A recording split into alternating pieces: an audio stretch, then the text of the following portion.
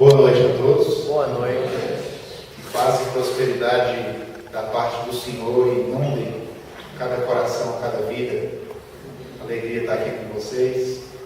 Alegria poder compartilhar a palavra de Deus. E eu pretendo ser breve. Pretendo não me delongar muito. Afinal de contas, como o Jonas disse, há muitas coisas ainda aí pela frente. Então eu convido você a abrir sua Bíblia na carta de Paulo aos Gálatas, capítulo 5.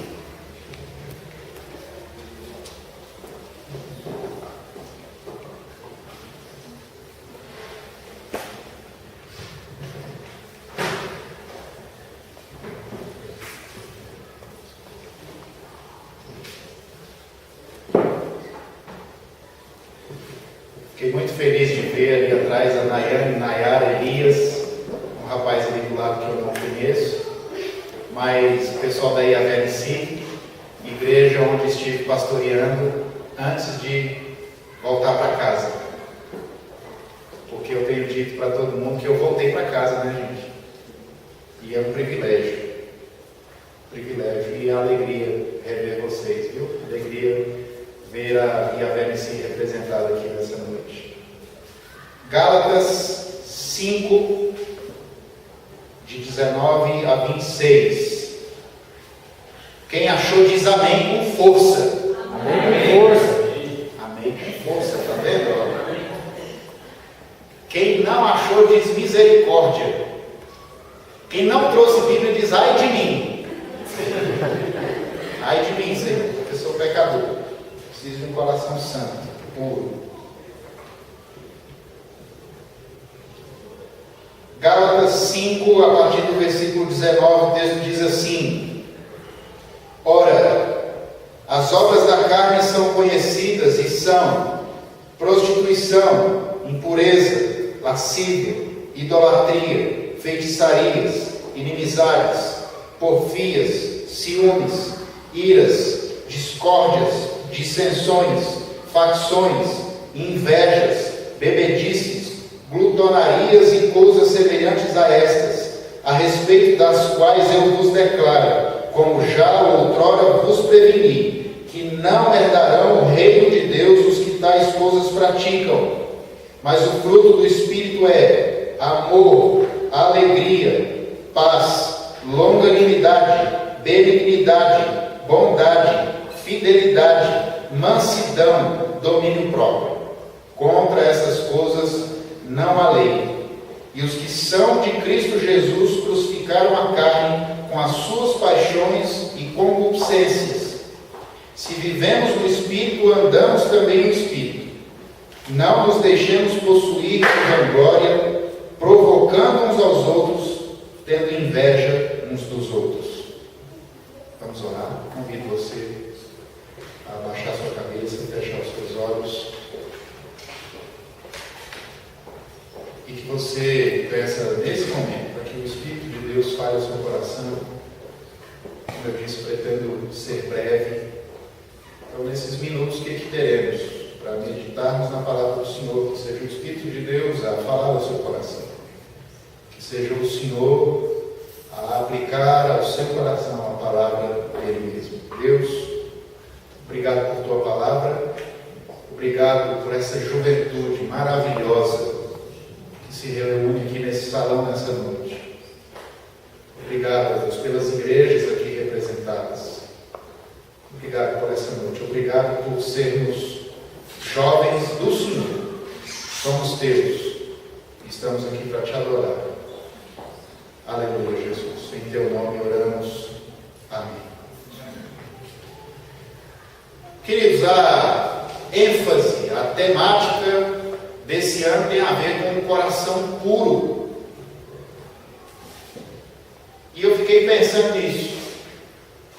E eu fiquei pensando qual o caminho para termos esse coração. Qual o caminho para um coração puro?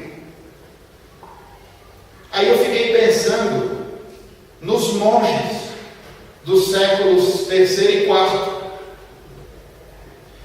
Aquele pessoal entrava para dentro do monastério e nem a família os via mais, e muitos morriam ali e nunca mais via, ninguém via. Eram totalmente isolados. Alguns chegavam ao extremo de viverem em cima de árvores, passar 35 anos morando em cima de uma árvore, imagina isso. Totalmente isolado de qualquer tipo de relacionamento com as pessoas, inclusive entre os próprios monges. Muitos cortavam os seus documentos lá de baixo, sabe? Cortavam, passavam a faca. Sabe por quê? Porque eles pensavam que assim eles não iriam sofrer mais tentações sexualmente falando. A questão é que não é lá embaixo, né? O problema é aqui. Mas eles pensavam que o problema ia estar resolvido se eles se decapitassem, vamos dizer assim. Gente, o problema que a carta de Paulo tenta resolver, está na seguinte pergunta: como pode o homem, sendo naturalmente pecaminoso, estar próximo de um Deus que é naturalmente santo? Essa é a grande pergunta que direciona a carta, ou o conteúdo da epístola de Paulo aos Gálatas. E aí Paulo vai responder essa pergunta trazendo que a única possibilidade de haver essa aproximação entre o homem naturalmente pecaminoso diante de um Deus que é santo é através da fé em Cristo Jesus, na sua morte e ressurreição, e a santificação por obra do Espírito Santo. Havia um problema na igreja daquela região, daquela cidade. Os judaizantes, que eram judeus convertidos, judeus cristãos, estavam ensinando que a salvação deveria estar acarretada com algum tipo de mérito por parte do ser humano. Além disso, eles ainda estavam questionando se Paulo de fato era apóstolo, e ainda dizendo que o evangelho que Paulo ensinava era uma mentira.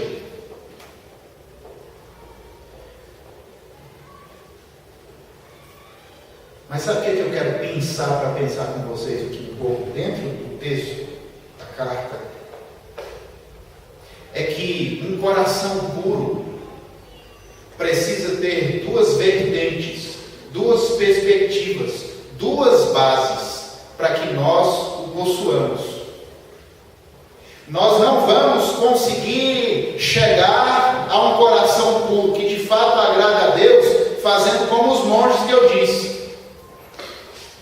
É um erro pensar que nós vamos ser mais crentes e mais santos se apenas nos isolarmos do mundo, nos isolarmos das pessoas, nos enfiarmos, nos enclausurarmos dentro de algum lugar e ali a gente ficar pro resto da vida.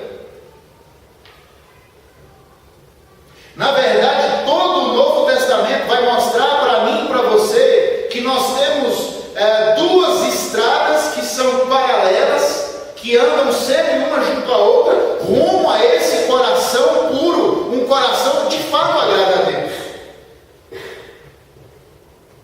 Vejamos, nós temos aqui o trecho que nós lemos, e num a gente percebe os atos da natureza pecadora. O outro nós vemos o fruto do Espírito. E todos os dois, queridos, apesar de serem opostos um ao outro, apesar da ambiguidade que existe aqui entre os atos da natureza pecaminosa e o fruto do Espírito, nós percebemos algo em comum entre eles. Mas e aí, pastor, o que pode haver em comum essas duas coisas tão ambíguas, tão diferentes uma da outra? Se você reparar bem nos versículos que nós lemos, você vai perceber que tanto um quanto o outro tem a ver com relacionamento, Tanto um quanto o outro tem a ver com a perspectiva relacional entre uma pessoa e outra, ou dentro de um grupo de pessoas. Observe os versículos a partir do verso 19, que ele está falando das obras da carne, e ele começa a elencar essas obras da carne: prostituição, idolatria, feitiçaria, inveja, bebedice, glutonaria. Você vai perceber que há muitos passos, muitos atos desses aqui, que eles vão acontecer dentro da relação entre as pessoas. Como também, na outra perspectiva, o fruto do Espírito, querido. A partir do versículo 22, amor, alegria, paz, benignidade, fidelidade, mansidão, domínio próprio, enfim. Tudo isso fazendo uma constituição relacional, fazendo parte da perspectiva de relacionamentos. Ou seja, querido, onde eu estou querendo chegar? Eu estou querendo mostrar para você que se nós queremos atingir o nosso alvo, que é termos um coração puro, um coração santo que agrada a Deus, não é um isolamento, não é dentro de um lugar onde a gente vai estar sozinho e pensar sozinho aqui, isolado aqui, eu vou ser santo da forma que agrada a Deus. Mas não, querido, não dá para ser assim, porque ninguém é igreja sozinho. Se eu me isolo, eu não sou igreja. Eu só sou igreja quando eu estou com um grupo de irmãos que comungam da mesma fé, que foram salvos pelo sangue de Jesus, por sua morte e ressurreição. É na perspectiva relacional que nós vamos alcançar o nosso objetivo de termos um coração puro e santo.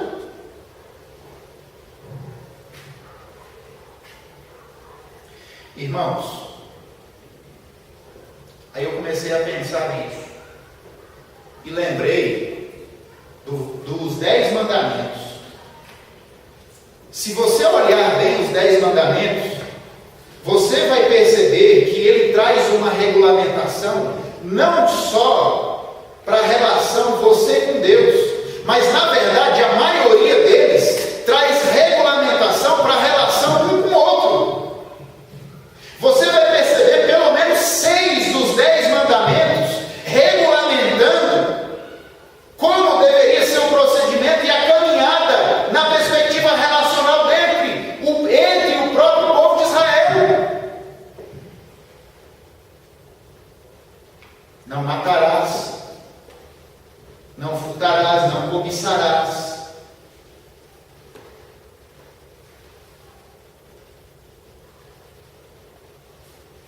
Tem um autor que eu gosto muito, Jen Getz, pastor americano, teólogo. Ele percebeu em todo o Novo Testamento que há 25 mandamentos que recebem o nome de mandamentos recíprocos. Se no Velho Testamento nós encontramos na lei de Deus 10 mandamentos sendo apresentados para o povo de Israel, trazendo regulamentação para a vida deles, uns com os outros, no próprio relacionamento com Deus, no Novo Testamento, Jen Getz achou mais do que o dobro de mandamentos para mim e para você. Porque tem gente que fala assim, não, os 10 mandamentos eram para o povo de Israel, eles não têm nada a ver comigo. Meu negócio é o Novo Testamento. A palavra de Deus para mim é o Novo Testamento. Que bom, meu querido, porque no Novo Testamento tem 25 mandamentos, mais do que lá no Velho.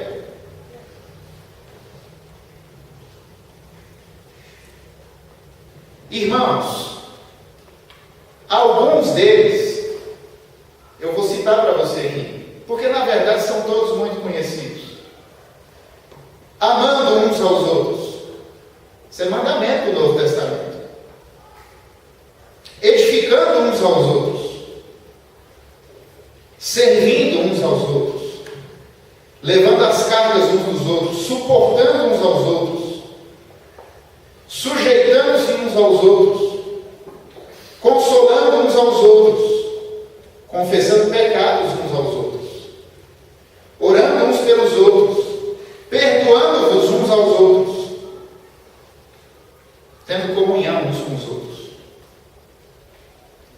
E eu não citei todos. Todo o Novo Testamento está recheado dessa verdade. Todo o Novo Testamento está recheado dessa verdade. Há cerca de 25 mandamentos recíprocos. Por que recíprocos? São todos os mandamentos que têm a ver com a minha relação com o meu irmão. Todos têm a ver com o meu relacionamento no meio do povo de Deus, a igreja. Recíproco, porque é de mim para o outro e do outro para mim. Se nós queremos um coração puro, nós temos que entender isso, irmãos. Tem crente que não faz muito diferente dos monges que eu citei no início da nossa meditação aqui. Ele se acha o mais santo e o mais espiritual da igreja. Ele é o que ora mais, ele é o que mais jejua, ele é o que mais lê Bíblia. E aí, ele vive como quem nem pisa no chão, flutua. É o mais santo de todos. Eu sou o cara, eu sou o cara. Cuidado, o pastor toma cuidado comigo. Porque se brincar, eu oro mais do que o pastor, eu jejuo mais do que o pastor, eu oro mais do que o pastor, eu sou bom. Talvez seja aquele tipo de gente que faz muito bem o papel que o próprio Senhor Jesus nos ensinou. Sabe? Aquela hora que a gente precisa ter mesmo, aquela hora sozinho. Não estou dizendo aqui, querido, que a gente não tem que ter o nosso momento só, porque o próprio Senhor Jesus teve. De subir a um monte e ficar lá a noite inteira orando sozinho. Nos momentos de decisões mais importantes, Jesus estava lá, muitas vezes orando sozinho. Sabe, a gente precisa ter o nosso momento de fechar a porta do quarto, sabe? E em secreto buscarmos o Senhor. Precisa ter isso. Sim, nós precisamos disso. Sim, nós precisamos ter, querido, o nosso momento de pegar a nossa Bíblia e sozinho lermos, meditarmos e extrairmos daquilo que Deus está falando ao nosso coração. Precisamos disso? Sim. Mas, querido, coração puro não significa que eu vou ser agora um cínico que acha que é mais crente, mais santo que os outros e que não chega perto de ninguém porque se acha bom demais para estar perto dos outros. Coração puro, santidade a Deus, não significa, querido, que agora eu vou me isolar do resto do mundo e eu me acho muito autossuficiente, basta eu e Deus e pronto, acabou. É na relação com o meu irmão que eu vou crescer na fé. Eu vou crescer na fé buscando a Deus em oração, vou e preciso disso. Preciso de meditação na palavra de Deus, estar atento ao que o Espírito Santo quer falar no meu coração. Obviamente que sim. Mas como eu disse agora há pouco, ninguém que foi chamado para ser igreja sozinho. Ninguém é igreja sozinho. Aí tem aqueles que dizem assim: eu não preciso ir para a igreja. Em casa eu faço meu culto a Deus. Eu leio a minha Bíblia. Eu oro. E está tudo certo. Vou para a igreja para quê? Preciso de igreja para quê? Isso é um equívoco, isso é uma perspectiva antibíblica, querido. Isso não é vontade de Deus e isso não é marca de um coração puro.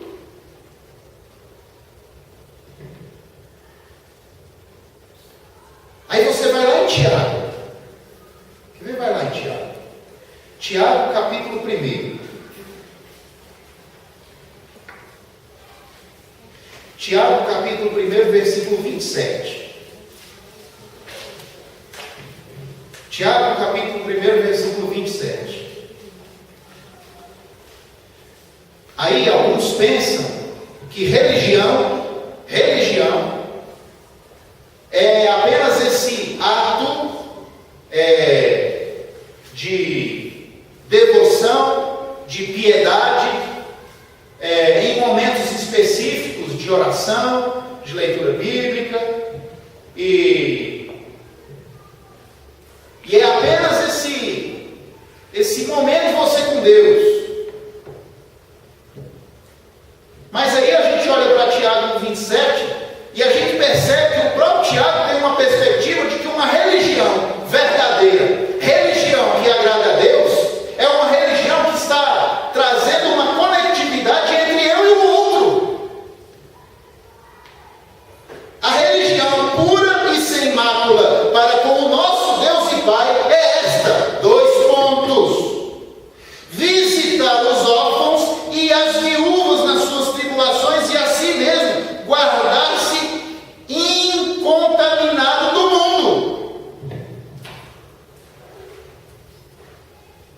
O que agrada a Deus, querido, é uma perspectiva de relacionamento com o outro. Ver a necessidade do outro, estar junto do outro, sentir o cheiro dele, sentir o suor dele.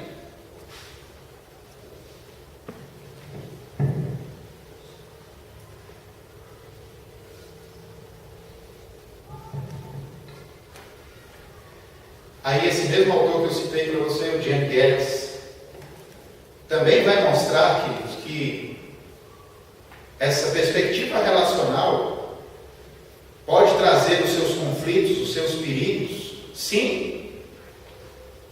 Em várias cartas como Romanos, 1 Coríntios, Gálatas, Tito, Tiago, vai mostrar o seguinte: inflamando-se uns com os outros, julgando uns aos outros, privando uns aos outros, mordendo uns aos outros, devorando uns aos outros, destruindo uns aos outros, provocando uns aos outros, invejando uns aos outros, mentindo uns aos outros, odiando uns aos outros, falando mal uns dos outros, reclamando uns dos outros. De fato, a perspectiva relacional ela traz desafios. Mas aí, querido, eu e você, se queremos ter um coração puro, nós precisamos não alimentar essa perspectiva dos atos da natureza pecaminosa, mas nós precisamos nos alimentar do fruto do Espírito.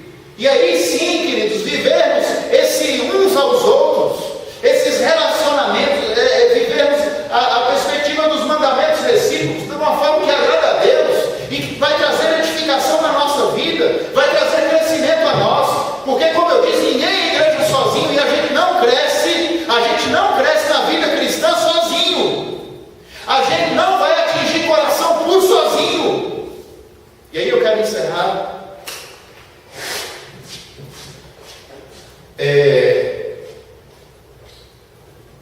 mostrando uma maneira muito interessante que Jan Guedes fala dessas coisas que eu estou dizendo aqui.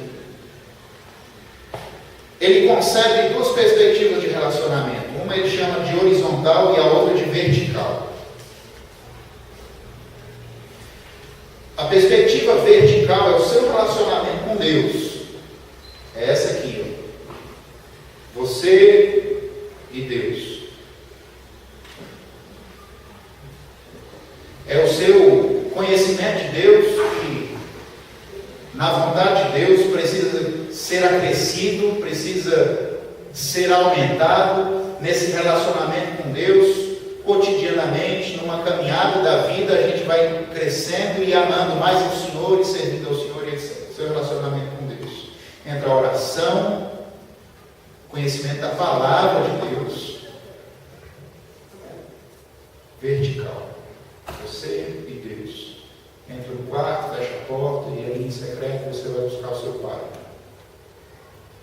Mas aí ele traz a perspectiva horizontal. Ambas são extremamente importantes se queremos ter um coração puro. Perspectiva horizontal, aqui ó, meu irmão do meu lado, meus irmãos junto comigo. Nós estamos aqui ó, numa perspectiva horizontal, juntos, um do lado do outro. Há uma caminhada conjunta, não solitária. Há uma caminhada onde a gente anda junto, onde um ajuda o outro, onde um edifica a vida do outro através do amor uns pelos outros. Perspectiva horizontal.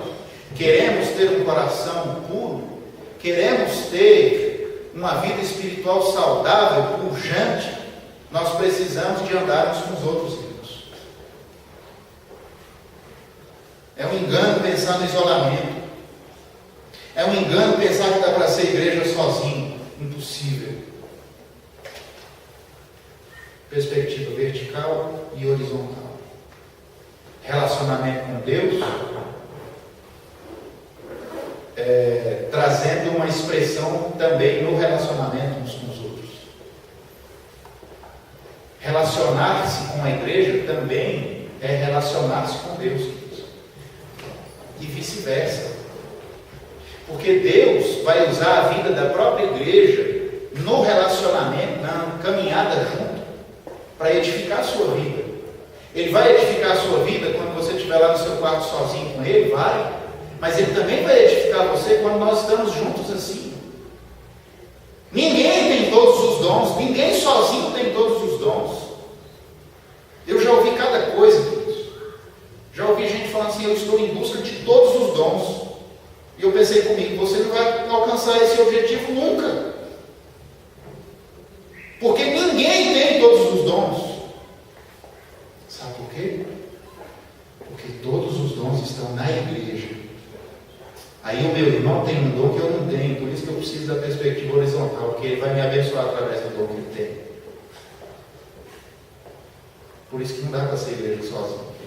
Você e eu nunca, eu sozinho nunca vou ter todos os dons, e você sozinho nunca vai ter todos os dons, mas todos os dons estão na igreja. Por isso que nós precisamos ser igreja. Por isso que nós precisamos da perspectiva horizontal. E isso vai nos ajudar a chegarmos a um coração puro, um coração santo que agrada a Deus. Vamos orar? Baixe a cabeça e feche os olhos. Obrigado por tua palavra, obrigado por essa oportunidade, Senhor, de meditarmos acerca da tua verdade. E a verdade que o Senhor traz ao nosso coração hoje, meu Deus, é que o Senhor deseja, sim, que busquemos ao Senhor dentro de um relacionamento íntimo contigo, através dos meios de graça, sim, evidente, a oração, a palavra. O Senhor quer falar ao nosso coração, sim, quando estivermos no nosso momento de meditação, no nosso momento de monte, no nosso momento em silêncio com o Senhor para ouvir tua voz. Mas o Senhor também quer trazer crescimento a nós através do relacionamento uns com os outros. O Senhor quer trazer a tua própria santidade a nós através do relacionamento uns com os outros. O Senhor quer trazer mais de ti mesmo para nós através da vida do relacionamento uns com os outros. Oh, meu Deus, através do relacionamento com os meus irmãos, eles serão instrumentos do Senhor para trazer edificação e santidade ao meu coração. Meu Deus, faz-nos entender essa verdade e faz-nos viver essa verdade, para a glória do teu nome, Senhor. Traz a nós, meu Deus, dessa maneira, a perspectiva vertical e horizontal, um coração que te agrada de fato, um coração puro, porque como nós cantamos aqui, Senhor, nós pedimos ao Senhor um coração igual ao teu, mas na mesma música nós pedimos, ensina-nos a amar o nosso irmão, a olhá-lo com os teus olhos, porque nós não somos igreja isoladamente, nós não somos igreja sozinhos, nós somos igreja um com o outro. Abençoe essa mocidade, meu Deus, abençoe esses jovens, para a glória do Senhor, Deus, e dá a eles um coração puro, renova dentre eles um espírito inabalável, para a glória do teu nome. Nós te adoramos nessa noite e oramos em nome de Jesus. Aleluia. Amém. Deus te abençoe.